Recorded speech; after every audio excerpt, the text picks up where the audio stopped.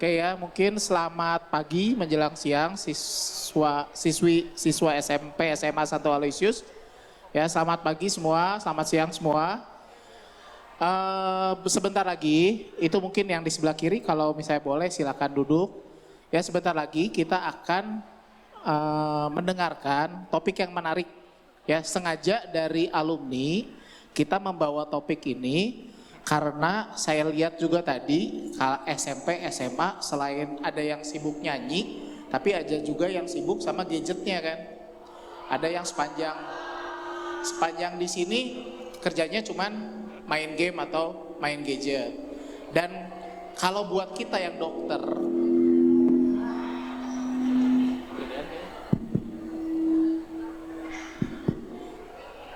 ya kalau buat kita yang dokter, kalau kalian main gadget terlalu lama, berakibatnya kemana kira-kira, ada yang tahu nggak?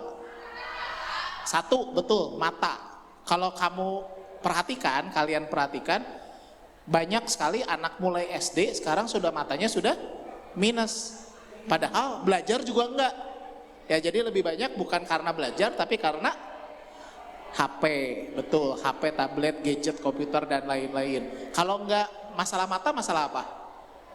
Masalah kesehatan yang lain, contohnya tadi teman kamu udah jawab, skoliosis. Nah nanti mungkin hal-hal seperti skoliosis itu akan dibahas lebih lanjut oleh Dr. Alvin Wihaja SPKO, spesialis kesehatan olahraga. Boleh ditayangkan CV-nya?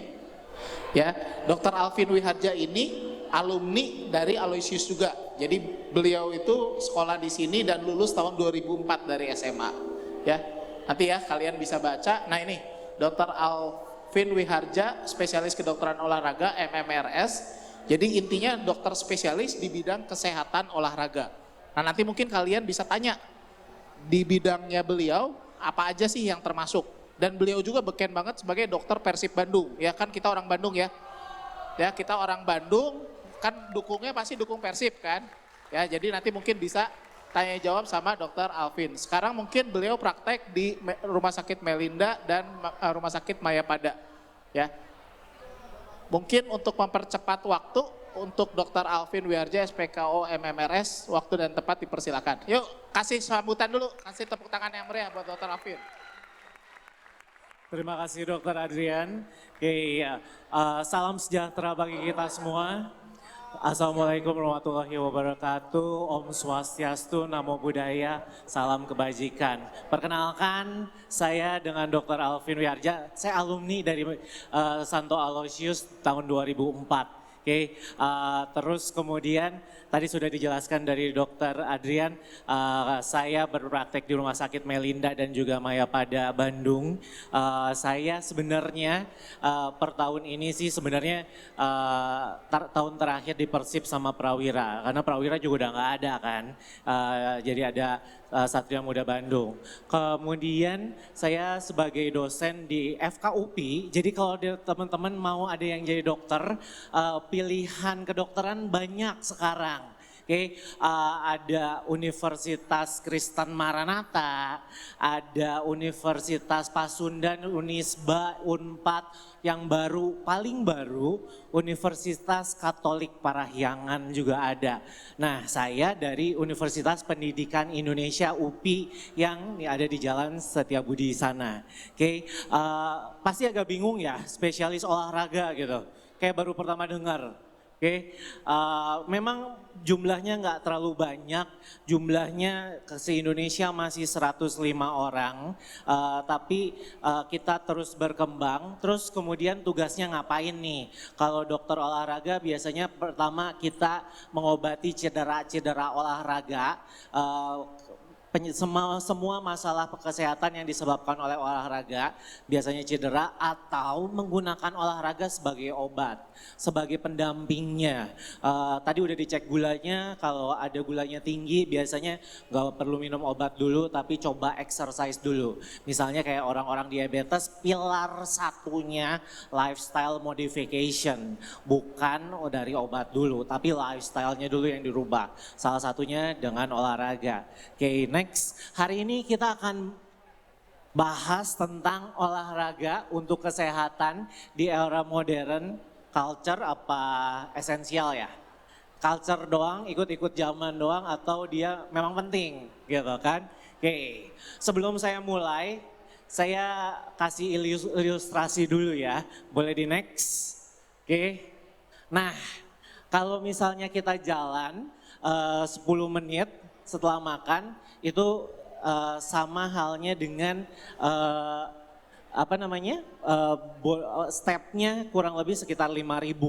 Oke, next. Oke, nah kalau weekend harusnya sebenarnya stepnya ini slideshow-nya ada animation-nya sih sebenarnya. Oke, ini kayaknya ngambil yang dari PDF ya. Oke, nggak apa-apa.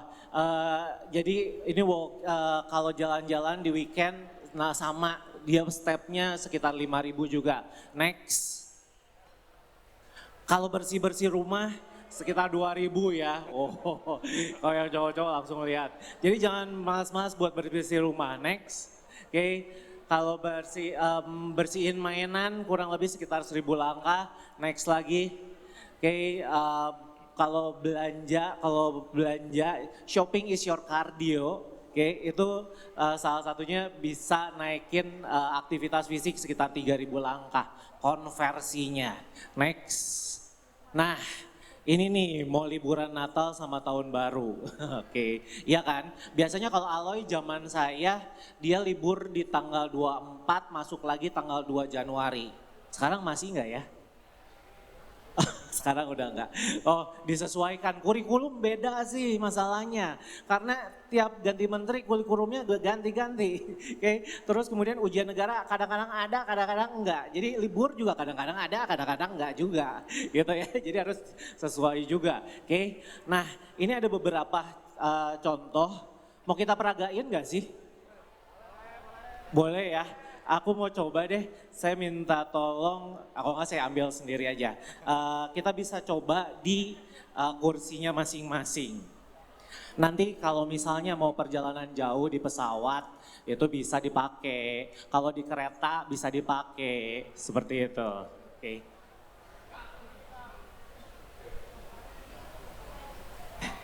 Oke, dari atas badan sampai bawah badan. Oke, elbow pump tujuannya supaya tricepsnya ketarik. Tricep tuh otot tangan bagian belakang. Jadi tangannya naikin ke atas, bareng-bareng yuk biar sebentar doang kok. Ini cuma beberapa slide. Oke, dari tangan satunya lagi pegang sikutnya, terus kemudian tarik sikutnya ke dalam. Tahan biasanya 10 sampai 15 detik. Terus kemudian nanti ulangin. Sekarang tadi tangan kiri yang di atas, tangan kanan yang di atas. Kemudian tarik lagi. That's your elbow palm. Oke, knee jerk. Knee jerk ini dia targetnya adalah untuk otot-otot tungkai bawah. Jadi kakinya ditarik supaya bokongnya ketarik, paha belakangnya ketarik juga. Oke, kalau yang naiknya, kalau misalnya naik pesawat masih pakai yang ekonomi sih ya memang maaf ya jaraknya bikin pegel gitu. Oke, jadi tarik kakinya ke atas supaya dia bisa teregang mulai dari bokong dan paha belakang, lakukan kanan sama kiri. Next. Oke. Nah selanjutnya tinggal dilurusin, biasanya untuk toe toucher dia biasanya maju di depan kursi, terus kemudian fleksikan atau tekuk si pergelangan kakinya, kemudian pelan-pelan raih ujung jarinya. Kalau nggak mampu yang dilakukan dari tengah-tengah betis aja. Oke, rasain paha belakangnya ketarik. Oke, lakukan kanan kiri 10 detik. Kemudian balerina. Oke. Balerinanya bukan ke atas gitu, oke. Tapi tangannya satu taruh di paha, kemudian tangan yang lain ditarik untuk tarikin pinggir dari otot perut. Oke. Kemudian kanan juga kiri. Oke. Next. Oke, kemudian backward clamp itu tujuannya untuk menarik otot-otot dada dan shouldernya. Jadi tarik ke tangannya ke belakang. Kalau mentok, kalau biasanya kursinya dempet berarti maju dikit. Maju dikit, ketarik tangannya, tempelin ke dekat kursi, terus kemudian angkat dadanya ke atas, kunci perut masuk. Oke, tahan di situ. Oke, rasain ke stretching. Oke, kemudian I don't know, IDK kalau zaman sekarang tuh IDK cara katanya ya. Oke, I don't know, so tinggal ditarik, angkat bahunya, kemudian turunin lagi bahunya. I don't know. Bisa diulang, bisa digerakkan supaya meregangkan otot-otot di sekitarnya. Oke, next. Nah, the bubble head. The bubble head, leher. Duduk lama, pegel. Bawa bantal leher, tidurnya kadang suka miring juga. So, what you're doing, tinggal ditarik ke kanan sama tarik ke kiri. Muter, rotasi. Tapi bukan muter begini ya. Oke, bukan muter begini, tapi toleh kanan dan toleh kiri. Oke, satu lagi, touch the sky.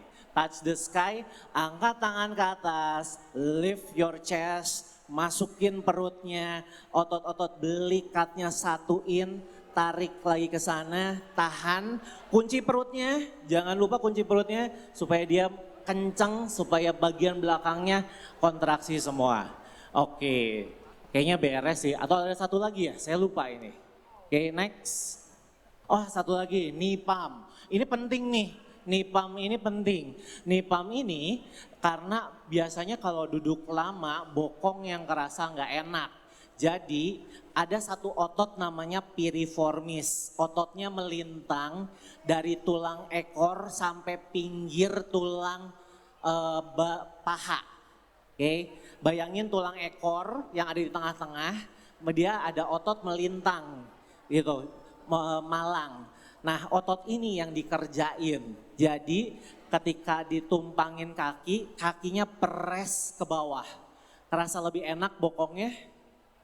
Oke, kalau kerasa lebih enak, you can reach your piriformis. That's the point. Gitu, oke. Boleh ulangin kanan sama kiri juga. Oke, terakhir neck breaker. Oke, jadi yang penting tadi kenapa ada bubble head dan ada neck breaker, karena cara stretching leher bukan diputer, tapi di satu arah antara toleh kanan, toleh kiri, dan patah kanan dan patah kiri. Oke, nggak diputer ya. Kalau diputer banyak resikonya. Oke, next. Kayaknya, oh ini, little teacup, dia ini kayaknya terakhir, saya ingat ini terakhir. Oke, tangannya taruh di depan, kemudian bisa disatuin, tekuk punggungnya, bongkokin punggungnya kayak punggung udang supaya dia ke stretching. Punggung udang biasa melengkung kayak gitu ya, oke. Dan terakhir holding hand, itu buat yang holding hand, sorry salah. Little teacup kalau ada ini ya, kalau ada area khusus bisa sambil lunges, bisa dilakuin. Kalau enggak, balerina juga udah bisa handle itu gitu. Oke, sudah deh beres. Next, kita langsung masuk ke materi kita hari ini. Udah agak lumayan belum? Sudah ya, oke. Ini the kick high, tinggal satu, cuman tinggal ditarik, kemudian kencengin paha belakang sama kayak touch the toe. Seperti itu. Oke. Let's go, kita mulai hari ini. Materinya banyak, saya juga akan lebih cepat sedikit. Saya akan gunakan kata-kata yang cukup gampang dimengerti oleh teman-teman supaya nyambung. Jangan sampai golongan milenial sama golongan Gen Z sama golongan baby boomer nggak nyambung. Oke, jadi saya coba pakai kata-kata yang gampang. Yuk next. Oke, nah. Ini kenapa salah satu yang jadi concern karena penyebab kematian paling besar di dunia, salah satu yang cukup mencurigakan itu cukup mencengangkan, yang nomor 4 adalah physical inactivity. Nomor satunya tetap masih tekanan darah tinggi yang bisa resiko jantung sama pembuluh darah. Jadi lifestyle modificationnya harus dibenerin, latihan fisiknya harus bagus, olahraganya harus bagus dan juga bisa tetap aktif. Oke, jadi buat kaum selonjoran, kaum rebahan katanya gitu ya. Oke, kurangin sedikit rebahannya. Surveinya ini physical inactivity ternyata punya di ranking yang cukup tinggi. Next, oke, kita punya good news nih. Ternyata good newsnya exercise bisa salah satu jawaban dari pencegahan penyakit-penyakit yang menyebabkan kematian. Kalau kita lihat fungsi dari exercise mulai dari ujung kepala yang hubungannya sama dengan brain capacity sampai dengan ujung kaki untuk melancarkan pembuluh darah dan juga gerak bahkan tidur yang lebih baik. Oke, jadi lifestyle-nya harus bagus. Kalau kata orang sekarang work-life balance, katanya work-life balance. 8 jam kerja atau sekolah, 8 jam main-main atau leisure time, 8 jam istirahat. Oke, kalau main-mainnya kebanyakan, ulangannya jelek katanya nanti. Oke, jadi 8 jam itu harus kecapai supaya dia bisa bagus. Next, oke. Nah, kalau kita lihat angka harapan hidup semakin lama semakin bagus. Kalau kita lihat opa-oma kita masih ada. Kalau zaman dulu angka harapan hidup tuh kecil. Kenapa sih bisa gitu sih? Jawabannya selanjutnya. Oke, selanjutnya. Oke, ini harusnya slideshow. Jadi si bad newsnya ini dia harusnya nggak ada nih. Oke, jadi harusnya dia animasi. Kalau kita bisa ngintip di belakang, itu tuh dari tahun 2009 sampai tahun 2019, itu perubahan atau pergeseran penyakitnya berubah. Yang tadinya banyak malnutrisi, terus ada infeksi dan segala macam, itu yang degeneratif, yang gara-gara nggak banyak gerak, itu makin naik. Gitu, oke. Mulai dari tekanan darah tinggi, tembakau, polusi dan segala macam itu makin naik. Jadi this is the bad news. Mengapa exercise sama makan juga jadi penting. Nanti ada Dokter Sheila yang jelasin tentang makan. Next, oh ada Dokter Sheila udah datang tuh di belakang, saya udah kelihatan. Oke, malnutritionnya nanti nitip ya dok gitu. Oke, malnutrition. Nah kalau dilihat nih penyakit yang sebelah kiri juga sama. Yang regeneratif justru dia makin lama makin naik. Oke, next. Ini bakal cepat karena dia slide-nya agak sedikit panjang. Tapi olahraga juga, kebanyakan olahraga kapasitasnya nggak cukup malah jadi cedera nih. Bener nggak? Siapa yang pernah olahraga di lapangan bola terus jatuh? Ada ya? Oke, kalau enggak di lapangan basket pas lagi mau syuting keputar bahunya. Gitu, oke. Apalagi kalau tes lari sih. Tes lari dulu zaman saya tuh kalau boleh sebut ada almarhum guru kita Pak Yos gitu. Waduh capek saya kalau disuruh tes lari. Oke, ngap gitu. Kadang-kadang ada yang jatuh juga. Jadi resiko injury untuk exercise pasti selalu ada. Oke, nggak mungkin nggak ada, tapi kita perkecil resiko itu dengan berbagai cara yang nanti ada di belakang. Oke, next, kalau kita lihat rate injury juga sama. Nah, yang paling menyeramkan olahraga tuh ngeri-ngeri sedap loh. Oke, ngeri-ngeri sedapnya dalam artian kalau dilakukan dengan benar, that's the good news. You can get the benefit. Kalau dilakukan benar, itu benefitnya bagus banget nih. Kalau dilakukannya tidak benar, dalam artian tidak BBTT, baik, benar, teratur, terukur, itu resikonya kematian. And that's happen in the world. Dan itu terjadi di dunia. Oke, banyak juga kalau teman-teman lihat di berita tiba-tiba habis olahraga ada yang meninggal, kayak gitu kan. So, ini datanya data lama. Kalau data baru saya dituntut nih. Oke, lebih baik data lama dulu. Oke, data lama kita lihat ada di beberapa death case yang terjadi di Indonesia. Oke, itu yang menyebabkan olahraga harus benar-benar baik, harus terukur dan bisa dilakukan dengan aman. Next, penyebabnya apa? Biasanya kadang-kadang adalah penyakit jantung. Itu makanya kenapa screening utama yang nomor satu adalah screening jantungnya dulu. Karena kayaknya di sini ada EKG. Paling simple itu adalah EKG atau rekam jantung yang ada di boot di tengah-tengah sana. Apalagi kalau mau olahraganya intensitasnya tinggi. Kalau intensitasnya rendah, it's okay. Kalau olahraganya tingkat tinggi, cek dulu sebenarnya. Next. Ini cuman beberapa evidence aja. Berikutnya ini evidence kira-kira kenapa jantung jadi penting. Selanjutnya 3 slide selanjutnya kayaknya akan lebih cepat ini. Oke, next lagi. Ini kausisnya kalau dilihat dari research yang warnanya besar itu berhubungan dengan penyakit jantung sebenarnya itu. Next. Oke, sama ini juga salah satu penyebabnya. Oke, I'm happy to share the presentation. Jadi jangan ragu-ragu minta ke panitia supaya teman-teman bisa dapat juga. Oke, next. Nah, aman nggak sih sebenarnya olahraga? Dari tadi udah dikasih tahu manfaatnya sama udah ditakut-takutin juga gitu. Oke, jawabannya olahraga tergolong aman. Oke, meningkatnya resiko kematian akibat serangan jantung itu biasanya karena aktivitasnya berat. Gara-gara olahraganya 3T. Bukan 3T yang terpencil ya, tapi too much, too fast, too soon. Biasanya itu, oke. Too much dalam artian kebanyakan nih, mau sekali olahraga lagi semangat, 3 jam sekaligus. Too fast, ngejar nih minggu depan mau MG katanya. Jadi terus-terusan latihan tiap hari, sehari 3 jam terus diulang tuh tiap hari terus, jadi too fast banget ya.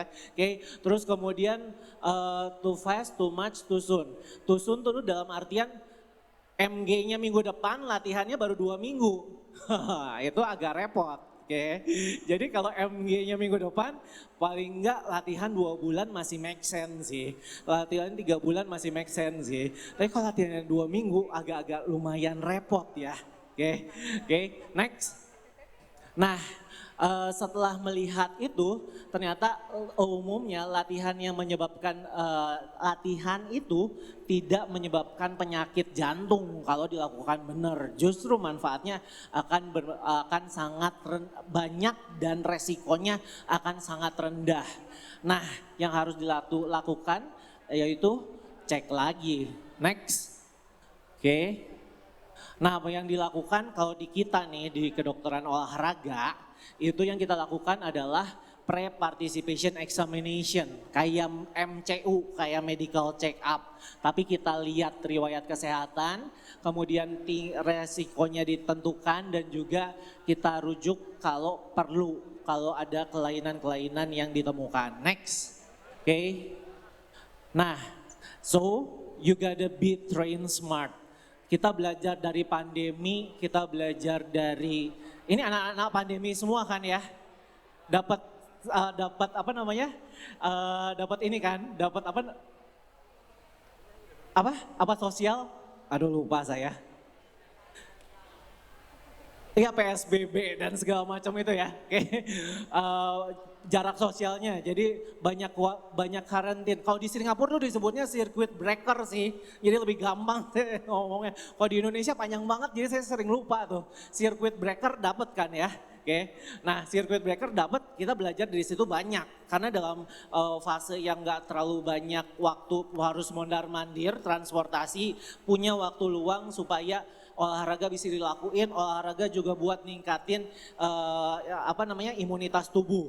Jadi biasanya kalau yang pertama ini memang diambilnya dari pandemi. Jadi olahraganya nggak boleh bergerombol. Tapi yang pasti lakukan olahraganya nggak boleh terlalu berat, tapi bertahap supaya dia naik. Terus yang paling penting kalau sakit jangan olahraga. Kalau masih sumeng-sumeng, kalau masih hareeng gitu, olahraga boleh ya. Oke, tapi kalau udah di atas 37,5 derajat Celcius, jangan olahraga ya. Karena justru memperberat kondisi suhu tubuhnya. Kalau lagi demam tuh nggak boleh. Jadi taunya gimana? Pakai termometer tembak aja atau termometer yang biasa gitu. Tapi kalau badannya lagi nggak enak sedikit gitu, ya udah olahragain aja. Siapa tahu adrenalinnya atau endorfinnya bikin oke sehingga badan jadi lebih seger gitu. Oke. Jadi yang paling bawah ketika demam atau sakit itu olahraganya berhenti. Taunya dari mana? Dari tanda-tanda vitalnya yang paling gampang adalah suhu. Kalau suhunya di atas 37,5, stop your exercise, find your medical service. Thank you, selanjutnya. Oke.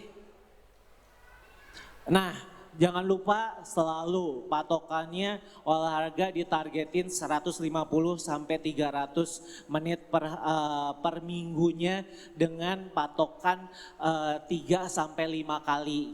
Jangan lupa tambahin yang 100 sampai 300 itu kardio. Tambahin strength training, latihan kekuatan otot itu dua kali per minggu. Dan kalau baru mulai, boleh mulai sekitar 2 menit, 10 menit. Karena kadang-kadang menurut penelitian olahraga tuh boleh dipecah-pecah.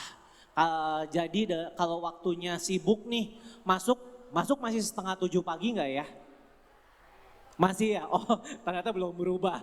Zaman saya masuk setengah 7 pagi juga. Oke, masuk udah pagi-pagi udah nggak mungkin. Karena baru bangun tidur, kadang-kadang di kendaraan juga masih sambil ngantuk-ngantuk sambil tidur gitu kan. Oke, jadi boleh dipotong-potong 10 menit, 10 menit, 10 menit gitu katanya. Karena dengan 10 menit, 10 menit yang diakumulasikan jadi 30 menit itu efek untuk penurunan resiko penyakit jantung juga masih didapatkan. Jadi hashtagnya mulai dulu aja.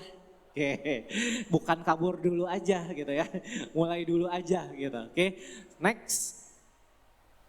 Nah, ini beberapa yang kita sebut sebagai training respon. Makin lama olahraga makin gampang, iya nggak? Kalau dilakukan berkali-kali. Itu karena ada proses adaptasinya. Oke, itu yang harus dilakukan. Kalau kebetulan saya sebelum saya sibuk prakteknya, saya suka ikut kelas yoganya Ko Iwan yang baju tengah. Oke, kalau di awal-awal gue setengah mati kok. udah pengen udahan itu kayaknya. Oke, tapi makin lama, oh kok makin gampang ya, makin oke ya. Karena ada proses adaptasi threshold ini. Jadi tubuh akan merespon dengan bertambahnya beban latihan, dia akan terus naik sampai patokan yang paling tinggi. Kalau dia udah nggak mampu, itu dia bakal turun karena dia bakal udah kecapean gitu. Jadi sebenarnya olahraga yang paling bagus itu sampai di puncak tapi nggak ngelebihin puncaknya. Jadi besoknya nggak sakit-sakit badan. Kalau besoknya sakit-sakit badan berarti kebanyakan sebenarnya itu. Next, oke. Nah, overtraining. Tanda-tandanya overtraining gimana nih? Kalau kebanyakan, kalau overtraining yang udah pasti semua badan jadi nggak bener. Mulai dari heart rate-nya, kalau atlet-atlet biasanya saya suruh cek tekanan nadi setiap bangun tidur. Kalau hari itu tekanan nadinya lagi tinggi, tekanan nadi itu yang denyut jantung di sini, di dekat bawahnya jempol, tulang radius, ditekan itu dia bisa ada dut gitu ya. Itu dicek kalau dia naik hari itu nadinya berarti hari itu you are not okay. Lagi nggak oke nih hari ini. Berarti turunin aktivitasnya, recovery dulu. Oke, lost appetite, makannya jadi nggak nafsu makan, disturbance, tidurnya juga terganggu, fatigue sama prolonged infection. Prolonged infection biasanya bapilnya keluar, batuk piluknya keluar, sakit tenggorokannya keluar, gara-gara latihannya diforsir. Kalau udah kayak gitu berarti latihannya kebanyakan. Apalagi kalau ada ulangan besok. Itu lebih gawat lagi. Jadi istirahat aja. Yang harus diperhatikan istirahat yang utama cuma 3. Oke, istirahat yang utama cuma 3. Pertama makan. Nanti dokter Sheila bakal banyak tentang makan. Yang kedua hidrasi, minum. Yang ketiga tidur. Oke, jadi bukan healing sih. Healing apa namanya? Healing ke mall, ke PVJ gitu. Healing ke Lembang. Itu bukan recovery itu. Oke, bukan recovery utama maksudnya. Oke, recovery utama makan, minum, tidur. Itu dulu yang dipenuhin untuk ngembaliin energinya. Next. Oke. Nah, kenapa makan, minum, tidurnya penting? Karena kita targetin super compensation. Jadi kalau latih olahraga itu pasti badan capek, kondisi bakal turun, recovery bakal naikin. Yang kita pengen kurvanya naik ke atas, bukan turun ke bawah. Next. Kayak seperti ini, progressive overload. Jadi yang turunnya itu gara-gara latihan dan exercise-nya, tapi recovery-nya harus bagus. Olahraga pasti capek sih, pasti. Kalau recovery-nya nggak bener, nggak bisa juga. Kalau olahraga nggak capek itu mungkin intensitasnya belum nyampe, gitu. Intensitasnya belum kena. Harus detak jantungnya sesuai dengan target. Makanya kurvanya pasti akan turun. Oke, recovery harus bagus supaya bisa naikin kondisinya lebih dari sebelum olahraga. Jadi kurvanya warna hijau naik ke atas. Kalau kurvanya turun warna ke bawah itu apa namanya? Injury atau overtraining sebenarnya gitu. Oke, kalau injury pasti dia akan jelek terus-menerus. Next. Oke. Nah, exercise sendiri yang kita lakukan basicnya adalah piramida performance ini. Biasanya sekarang lagi zamannya padel ya. Oke. Siapa yang belum pernah main padel? Oh ada tapi nggak terlalu banyak kayaknya yang lain udah pada nyobain padel ya. It's easy to play ya, padel it's easy to play ya.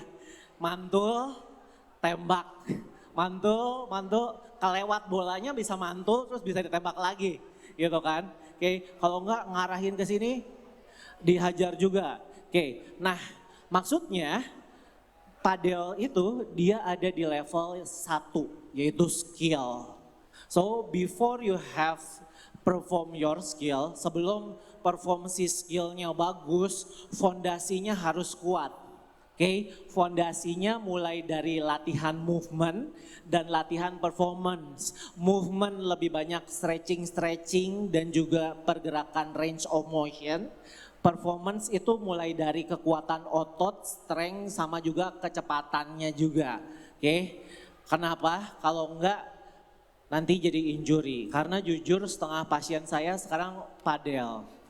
Oke, setengah pasien saya beneran itu padel semua. Oke, so your games is the number 1. Yang perlu diperhatikan nomor 2 sama nomor 3-nya harus lebih besar supaya dia punya fondasi yang kuat sehingga gamesnya bisa aman. Nggak jadi cedera. Next. Oke, common injury. Ini dari beberapa penelitian common injury paling banyak itu lutut. Oke, paling banyak itu lutut. Jujur sih, di praktek saya juga paling banyak lutut. Kalau misalnya lihat di Instagram saya ya, kadang-kadang ada hasil tangkapan cairan lutut tiap hari itu. Oke, jadi lutut memang lebih banyak. Oke, jadi kenapa prevention yang tadi nomor 2 sama nomor 3 penting supaya enggak jadi injury. Oke, injury yang paling banyak lutut, yang kedua itu adalah foot and ankle, yang ketiga itu hips. Ada yang tahu nggak persamaannya apa injury ini? Ada yang tahu nggak? Sama-sama kaki bisa, tapi masih belum pas, sedikit lagi. Apa kira-kira? Sama-sama sendi sebenarnya. Oke, sama-sama sendi. Kenapa? penguatan otot itu jadi penting karena pembebanan badan itu bakal ditopang sama otot. Kalau ototnya nggak kuat, dia pindahin ke sendi. Entah sendi lutut, entah sendi engkel, entah sendi panggul. Itu tujuan penguatan. Jadi tujuannya supaya ototnya kuat, sendinya nggak cedera. Karena nggak mungkin nguatin sendi. Oke, sendi itu nggak ada ototnya. Sendi itu banyaknya ligamen, banyaknya jaringan ikatnya, banyaknya kapsulnya, yang kayak gitu-gitunya. Jadi itu dia nggak bisa dikuatin. Yang bisa dikuatin tuh otot. Makanya kalau otot nggak kuat, itu dialihinnya ke sendi. That's why the data said yang paling banyak itu adalah sendi. Oke, mulai dari lutut, mulai dari foot, sama bagian dari panggul. Tuh, kalau otot pahanya itu cuma 5% doang. Otot betisnya cuma 6% doang. Dramatis bedanya sama si sendi. Next, ini ada beberapa penyakit yang banyak. Ini adalah patellofemoral pain. Itu biasanya karena tuh balik lagi muscle weakness, ototnya yang lemah. Sehingga bebannya dipindahin ke sendi. Oke, pindahin ke sendi, ngegesek si tulang rawannya bisa jadi bengkak. Next. Balik lagi sama, muscle weakness lagi. Ototnya yang paha luar yang bikin ligamennya sakit juga. Next. Oke. Ini cara untuk nge-stretchnya, next. Meniskus sama, itu dia juga bagian dari sendi, bantalan lutut yang bisa menyebabkan nyeri, problemnya tetap di sendi. Next. Oke. Tendon Achilles bagian urat dari paha, ini yang biasanya suka meradang, letaknya biasanya di belakang ankle, itu yang kadang-kadang suka sakit, biasanya karena otot betisnya yang biasanya overuse atau weak. Oke, next. Oke, ankle sprain, kalau ototnya nggak kuat, sendinya bisa kena. Ini salah satu sendi yang paling sering, yaitu ankle ligament yang paling depan, ATFL, PTFL, sama calcaneofibular. Oke, next. Oke, aku cepat aja ya. Oke, so identify your injury itu jadi penting. Mulai dari latihan yang too fast, too much, too soon, exercise training, terus kemudian lantainya. Ini salah satu banyak faktor yang menyebabkan injury itu ada. Ada yang bisa dimodifikasi, ada yang nggak bisa. Kalau nggak bisa, mau nggak mau harus dikuatkan yang bisa dikerjain. Next. Nah, recovery penting. Oke, recovery training yang sebelumnya disebutkan, training pasti bikin tubuh jadi down, tapi kita pengen trainingnya bisa recovery-nya bisa naikin kondisi badannya ke semula. Oke, dan bisa dipercepat. Asal syaratnya 1, 3-nya yang tadi harus dipenuhin. Makan, minum, tidurnya dipenuhin, tambahin yang selanjutnya. Next. Oke. Nah, recovery strateginya dari massage, stretching, good nutrition, swimming, relaxation itu akan mempercepat ke kurva yang tadi sebelah kirinya lebih cepat. Next. Oke. Next. Nah, kalau ada cedera olahraga diapain nih gitu kan. Ada UKS nggak ya sekarang? Atau ada palang merah? Kayaknya ada palang merah ya, ada UKS ya. Oke, so dari teman-teman UKS, oh ya, ada program dari Kemendikbud mulai dari 2024, kebetulan itu rekan sejawat saya, Dr. Alif SPOT, dia yang memprakarsai UKS, program UKS, jadi dokter cilik. Oke, program dokter cilik, siapa tahu nanti bisa ikut program Kemendikbud itu. Oke, itu tujuannya supaya bisa menangani fase awalnya. Fase awalnya, jadi jangan sampai salah. Sampai salah tuh masalahnya sekarang yang problem adalah sosial media sih. apa-apa direkam, apa-apa jadi viral gitu katanya. Jadi mengedukasi tata cara yang baik itu akan jadi sangat penting. Oke, cedera ada 2 macam cedera. Next, oke, cedera akut dan juga cedera kronis. Oke, cederanya tanda-tandanya seperti ini. Kalau akut nyerinya nyeri hebat. Kalau kronis biasanya nyerinya tumpul. Jadi udah setengah jam olahraga baru kerasa sakit, bukan tiba-tiba sakit. Oke, next. Oke, nah biasanya yang kena sistem muskuloskeletal atau jaringan lunak atau jaringan kerasnya. Next. Oke, di sini cederanya banyak macamnya. Next. Oke, yang paling penting next aja, ini juga cuman masukan. Yang paling penting ini, oke, nggak ada ketok magic, nggak ada tukang urut yang bisa benerin tulang, nggak ada, saya nggak mau nyebut yang Bandung, saya nyebut yang Jakarta aja ya. Haji Naim kalau di Jakarta teh, gitu. Kalau di Bandung saya nggak mau nyebut Kalau di Jakarta Haji Naim, dulu masanya pas lagi pendidikan di Jakarta, pasien Haji Naim banyak banget tuh. Katanya, engkelnya geser dibenerin, masuk diketok magic terus jalan lagi pulang. Enggak, oke. Kalau ada cedera, itu pasti akan lewat proses ini. Ini adalah proses recovery-nya, oke. Ada fase akut, fase regeneratif, remodeling. Enggak ada yang instan.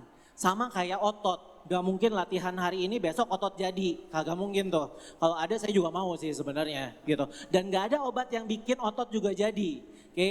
Gak ada obat yang diminum atau disuntik terus besok ototnya jadi, kagak ada. Harus pakai latihan, oke? Next, nah yang harus dilakukan itu biasanya nanti ada yang bengkak, lama-lama jadi bagus. Ada yang injury, lama-lama jadi remodeling. Jadi lebih menyerupai struktur awal, walaupun kadang-kadang suka ada sisanya. Next, oke, ini sama, ini gambaran PA. Kalau jadi dokter yang pengen lihat mikroskop, namanya dokter patologi anatomi. Kerjaannya ngeliatin bintik-bintik merah. Oke, nanti kalau masuk ke fakultas kedokteran, kerja ada satu stase ngeliatin bintik-bintik merah sampai pusing. Bintik merahnya geser dikit, namanya biasa beda dikit. Saya udah pusing banget kalau dapet kayak gitu. Oke. Nanti itu bakal ngeliat yang bintik-bintik merah kayak gini nih, gitu. Oke, bintik-bintik merah ini adalah bagaimana kita ngelihat struktur yang bagus sampai struktur yang cedera sampai dia perbaikan. Itu bisa dilihat, tapi ngelihatnya harus punya nalar dan abstrak yang bagus. Sama kayak ngelihat MRI, USG tepatnya, kalau ngelihat USG.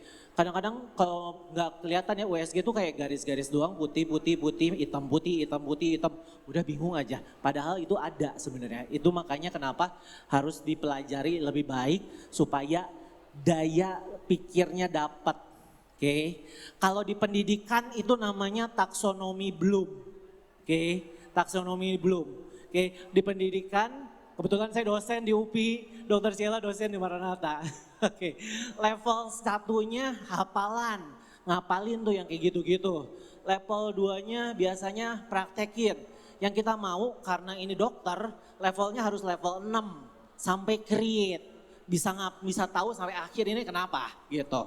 Oke, itu titipan buat senior guru yang ada di belakang. Taksonomi Bloomnya targetin. Walaupun kita sadar Indonesia levelnya masih 1 atau 2 sih. Jadi kita harus pacu lebih kencang lagi supaya level taksonomi Bloomnya 6. Oke, next.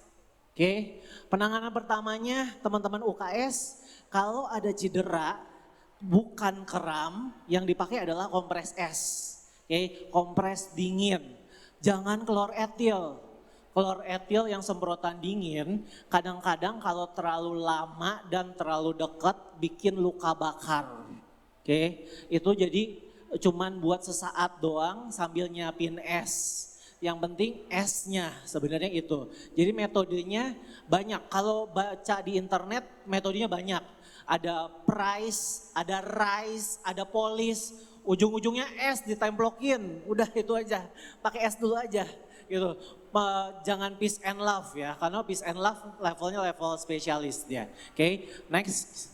Peace and love tuh masalahnya dia nggak boleh pakai es katanya, gitu. Oke, jadi jangan pakai metode peace and love. Metode yang es yang dipakai. Mulai dari rest, next. Mulai dari icing selama 15 menit, next. Selanjutnya, next. Nah ini tujuannya untuk ngurangin si nyeri dan juga sirkulasinya bisa jadi lebih bantu kempesin yang bengkak. Oke, next. Oke, segera selama 20 menit bisa diulang selama 4-6 kali, jedain 2-3 jam. Next. Oke, golden time-nya 72 jam, 3 hari pertama. After that, comforting yang didapat. Oke, compression, bebatnya ada caranya dari ujung menuju jantung. Oke, bukan bebat kayak keseleo yang silang menyilang. Kalau di olahraga tuh kalau yang instability ankle silang dari atas ke bawah, silang dari bawah ke atas, dari kanan ke kiri, ini enggak. Ini puterin dari bawah ke atas menuju jantung. Next, oke, elevation supaya dia bisa sejajar sama jantung sehingga cairannya bisa turun. Jadi kalau biasanya ankle, pagi-pagi ada ankle-nya kempes, sore gede. Itu gara-gara levelnya. Oke, next. Oke, selanjutnya next aja. Oke, massage. Boleh dipijat nggak? Oke, ini nih, pijat boleh. Next, pijat boleh, tapi pijatnya itu untuk yang kram otot. Karena ototnya kalau mengkel, kalau kram otot, berarti dia dipijat untuk merelaksasi yang kram-kram itu. Oke, yang kram-kram itu. Jadi kalau cedera, sakit, tapi ototnya lembek, itu kompres es aja. Kalau dia ketarik, terus ototnya mengkel, kenceng, itu boleh dimasaj. Tapi kalau ketarik, terus ada memarnya, agak anget, kompres es juga. Jadi menentukan kram bukan kram itu jadi penting. Karena teori tata laksananya, treatmentnya 180 derajat berbeda. Yang kram nggak boleh didinginin, yang cedera nggak boleh dipanasin. Jadi kram harus dipanasin, boleh pakai mentol-mentol sambil dirilis ototnya, yang itu harus di es, yang cedera. Next, oke. Hindari kompres es tuh nomor 1. Regang sampai maksimal, cairan masuk, minum. Makanya ini kayaknya kurang minum. Pintu masuk, cedera akibat panas 1. Oke, dehidrasi. Oke, minumnya harus cukup. Nanti tanya ke dokter Ciela, minum yang cukup kayak gimana? Gitu, oke. Next. Oke. Nah, postural nih, titipan nih. Oke, titipan. Postural ini bukan buat ngolok-ngolokin orang, bukan buat bullying, gitu ya. Oke, bukan bullying. Titipan saya cuma satu sih, bukan bullying sih. Nanti masalahnya kalau udah diajarin postural terus posturnya jelek, ini ada Hunchback of Notre Dame, kayaknya angkatan itu kayaknya ngerti angkatan kita ya, milenial ya. Kalau ada si bongkok nih gitu katanya, bukan buat itu ya, bukan buat itu ya. Jadi ingat ya, ini diajarin postural supaya bisa ngelihat lebih bagus, bukan buat ngatain orang. Oke? Oke nggak? Oke. Next. Nah, postural ini yang paling gampang kita pakai New York Posture Rating Scale. Jadi biasanya ada orang kita lihat dari belakang. Yang paling benar biasanya kita punya kotak-kotak kayak gitu. Kotak-kotaknya tuh 5 kali 5. 5 cm kali 5 cm. Ngeprint aja boleh kok. Ngeprint aja gampang. Setelah itu ini cuman buat screening awal karena dia sangat subjektif. Orang yang terbiasa akan punya presisi penilaian yang lebih bagus. Kalau nggak terbiasa bingung, susah nilainya. Oke, biasanya kalau kita ngelihat nih yang kanan nih, ada contohnya nih kebenaran nih. Oke, nomor 1-nya kepalanya lurus nggak? Nomor satunya dikasih nilai berapa nih kira-kira? 5 ya. Oke, 5 ya. Oke. Nah, nomor 2-nya nilainya berapa? Sebenarnya 3 sih, nggak ada 0 ya. Oke, 3. Oke, karena dia nggak kelihatan ya, karena ada kotak-kotak di belakangnya. Jadi ada kotak yang lebih turun sedikit di bahu sebelah kirinya dia. Oke, bahu kanannya dia akan naik. Terus kemudian tulangnya, tulang belakangnya biasanya kita minta dia untuk buka baju. Karena ini buat dipublish di sini nanti saya kena LSM nih. LSM lembaga survei sih. Karena harus disensor. Jadi terpaksa kita analogikan ini dia bagus. Oke, sama. Nah, lihat sampai level hipsnya juga bagus atau enggak, kakinya juga bagus. Jadi yang bisa kenilai di sini yang nomor 2. Setuju? Yaitu nomornya jadi 3. Oke. Ibu Bapak Guru, saya titip pemeriksaan ini bukan untuk bullying. Nanti jangan bilang ada yang bongkok, ada yang apa. Kita nggak mau, ini untuk screening awal, untuk pengetahuan. It's a good thing to know, tapi bukan untuk bullying. I'm back to that again. Oke, next.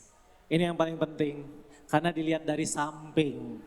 Oke, dilihat dari samping, jangan sampai ada hunchback-nya, ada trunk disordernya, itu bikin, si bongkok lagi datang nih, si bongkok nih lagi gitu, jangan ya. Oke, no for that. Oke, kita sama, walaupun warna kulit beda, darah kita tetap merah.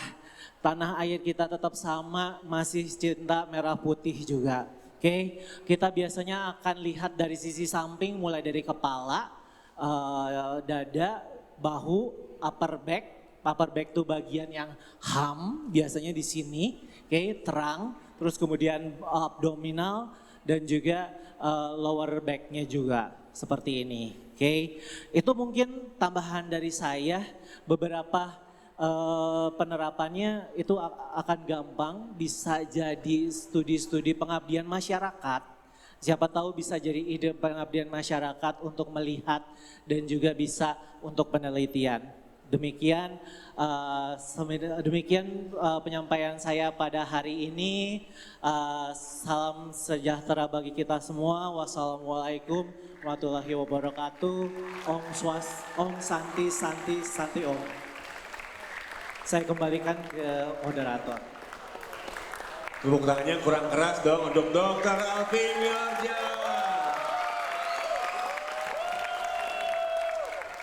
Ya, udah dengar penjelasan dari Dr. Alvin tadi ya. Kalau ada yang mau nanya, silakan tunjuk tangan aja dulu, ya. Tunjuk tangan, nanti mungkin Dr. Alvin bisa menjawab beberapa pertanyaan dari kalian, ya. Oke, ada yang mau bertanya? Baru 1 orang ya? Ya, silakan. Yuk, kenalin dulu namanya siapa, kelas berapa? Halo. Nama saya Jared. Oh.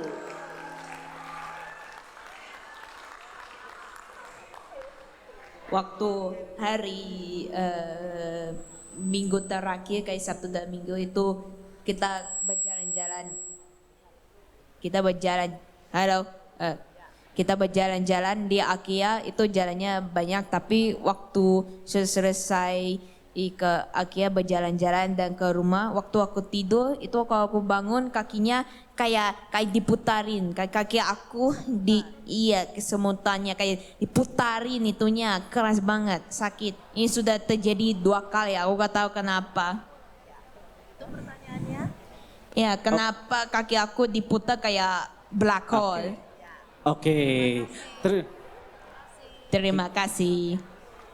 Cek.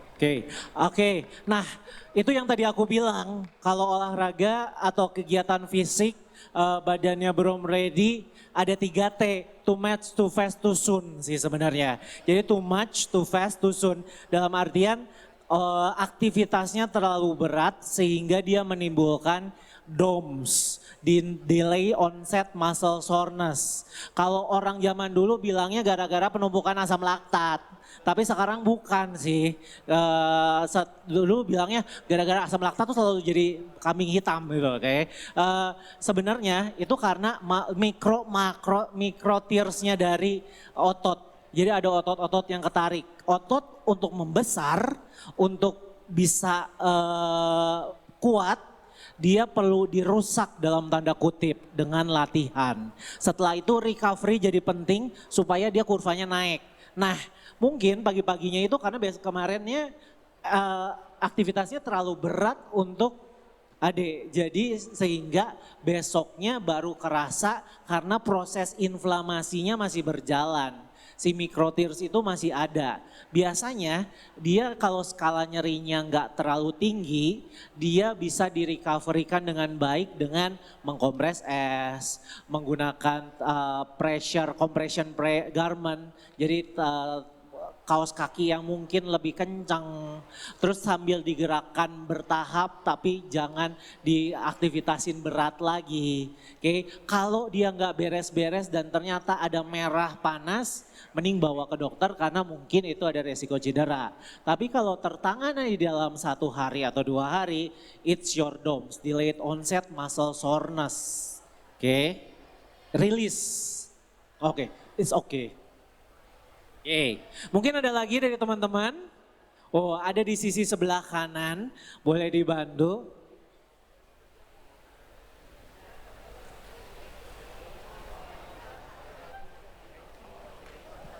Halo. Yuk, ada Halo. lagi? Selamat pagi semuanya. Pak, saya Regan mau bertanya. Take your time, jangan lupa napas dulu supaya lebih lancar. Ya Pak. Ya dokter. Kalau saya dengar kan ada orang yang kakinya mengalami kram. Kalau kakinya kram itu, kakinya jangan ditidurin, tapi ditegakkan. Apakah betul seperti itu? Terima kasih dokter. Terima kasih pertanyaannya. Oke, take your times, maksudnya ini mungkin melenceng dari topik ya. Saya bisa selancar ini ngomong, itu juga perjuangan dulu ya kalau mau jalan, mau ngomong depan publik ya. Mau ngomong depan orang banyak ya, gemeteran dulu. Yang ada ngomong-ngomong apa tuh kadang-kadang udah hilang duluan nih. Oke, jadi biasanya saya bakal tarik nafas panjang, buang nafas, kemudian lakukan apa yang bisa buat menenangkan. Oke, chanting sih biasanya saya. Oke, chantingnya ada. Oke, itu benar yang tadi gambar itu ada yang gambar orang kram, itu ototnya memang dibikin jadi panjang atau lengthening dengan cara kalau masuk ke kedokteran nanti belajar yang namanya origo insertio, pangkalnya otot sama ujungnya otot. Jadi ujungnya otot yang kita gerakin supaya memperpanjang otot itu supaya nggak kram sebenarnya itu. Sambil tambahin lagi jangan lupa dimasaj pelan-pelan supaya dia rilis, hidrasinya dibenerin. Karena biasanya kalau kram pintu masuknya dehidrasi. Ada dehidrasi yang mungkin undetected. Ada 4 faktor penyebab kram. Oke, biasanya kelemahan ototnya masih belum kuat dipaksa. Apalagi kalau mau tes lari, oke. Terus kemudian suhu yang terlalu dingin atau terlalu panas, electrolyte imbalance sama dehidrasi. Oke, jadi benar tuh tarik aja kakinya supaya ototnya jadi lebih panjang sambil bantu remesin. Apalagi kalau di orang-orang UKS, bukan di point tapi di flex. Oke, bukan di point tapi di flex kalau untuk otot betis atau bagian otot belakang, termasuk otot paha belakang atau kita sebut hamstring. Gitu. Satu lagi mungkin ya, tadi ada yang di sebelah kiri. Boleh Dokter Di Adrian yang belakang pilih. ada, di belakang ada, di kiri ada. Oh, di bawah. Wah, Yang ya. mana nih dok? Saya bebas sih, bebas sih. Gimana kita kembalikan ke moderator kita, Dokter Ya. Adrian silakan. Boleh. Silakan dulu pertanyaannya deh. Ya. Pertanyaannya apa? Ya, saya Duta Pratama. Saya mau izin nanya, saya kan suka olahraga gitu. Terus kadang cedera, sering cedera. Dan yang paling sering tuh saya cedera lutut. Nah dari lutut itu ternyata yang cederanya si VM-nya, si VMO. Nah itu kok bisa pindah kanan kiri gitu ya? Kadang yang sakit kiri, kadang yang sakit kanan gitu. Sampai bengkak nggak pertanyaannya? Enggak sih. Oke, sip. Oke. Nah, itu biasanya overuse injury sih sebenarnya. Kalau dia nggak ada nyeri yang hebat, tapi nyerinya tumbul, terus kemudian tanda-tanda radangnya dia tidak ada. Tanda-tanda radang tuh biasanya ada kemerahan, kerasa hangat, hanya ditekan sakit, nggak bisa digerakin, kayak gitu. Oke, kalau nggak ada kayak gitu biasanya dia overuse injury. Overuse injury itu akan selalu dikompensasi oleh tubuh. Karena tubuh itu kayak sirkuit. Oke, kalau lututnya lagi sakit yang sebelah kanan, mungkin nanti hipsnya akan ngencengin jadi supaya yang area sakit nggak akan lebih banyak gerak. Oke, terus ketika gerak kan nggak mungkin ke kanan doang kan, pasti yang kiri juga ikut gerak kan. Nah, ketika yang kiri gerak itu mungkin bebannya ditaruh di sebelah kiri. Jadi biasanya kita akan cek neuromuskular kinetiknya. Jadi dari syaraf dan otot untuk geraknya gitu. Nanti weakness muscle-nya, otot yang lemahnya ketemu yang sebelah mana. Oke, kadang-kadang ada tuh kalau yang nyerinya bahu, ankle-nya yang nggak enak gitu. Oke, itu mungkin karena kompensasi yang udah terlalu lama. Ada mungkin penyebabnya salah satu muscle. Oke, makanya kenapa pergilah ke yang profesional supaya bisa ngedetect the weakness. The weakness itu yang harus dicari tahu. Tapi kalau pertanyaan yang tadi kenapa bisa ke kanan sama ke kiri, itu jawabannya karena kompensasi badan, sistem sirkuit badan, gitu. Satu rangkaian, oke? Sama kayak praktikum fisika SMP ya ini ya, oke? Ada rangkaian listrik gitu, oke? Satu mati, terus kemudian yang lain ikut mati, gitu kan? Itu sesimpel itu. Oke, ini bukan ototnya mati ya, tapi ototnya agak kaku, yang lain jadi ikut kaku karena nunjang supaya jadi jangan banyak gerak. Itu makna sirkuit dari kesehatan, kinesiologi. Mungkin mengingat waktu, mungkin Dokter Alvinnya harus pamit juga, beliaunya harus praktek lagi. Sekali lagi coba berikan tepuk tangan yang paling meriah untuk Dokter Alvin ya. Dok, dulu tuh saya ingat sih, kalau di Alo itu ada yel-yelnya sih. Masih ada nggak ya? Nggak tahu, masih ada nggak? Masih ada. Kalau saya nggak salah ya, tolong ya dibenerin kalau saya salah. Kalau masih ada ya Bu? Nah, masih ada. Mungkin Dokter Alvinnya pengen dengar lagi juga. Saya juga pengen dengar sih, udah Saya lama juga nggak udah dengar. lama. Mungkin boleh berdiri semua. We are TOP ya, we are TOP kan? Bener ya, we are TOP ya. Oke. Saya lupa terakhirnya, saya ingat we are TOP-nya. Oke, siap. Oke, kita mulai. 1, 2, 3. We are TOP, set our shoes, oke. TOP, set our shoes, oke. Itu yang saya ingat.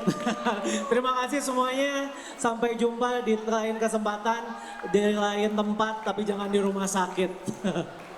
Ya, terima kasih Dokter Alvin. Ya.